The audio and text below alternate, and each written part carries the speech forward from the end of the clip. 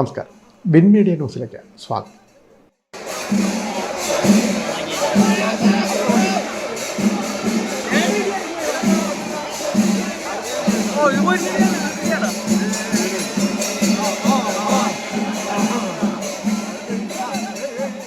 തുറവൂർ മഹാക്ഷേത്രത്തിലെ ഉത്സവത്തിനിടെ സംഘർഷം, 2 പോലീസുകാർക്ക് പരിക്ക്.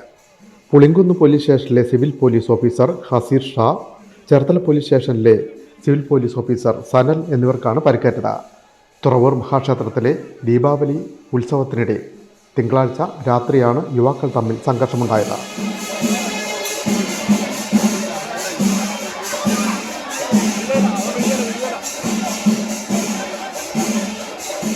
ഇത് നിയന്ത്രിക്കാനാണ് പോലീസ് എത്തിയത്.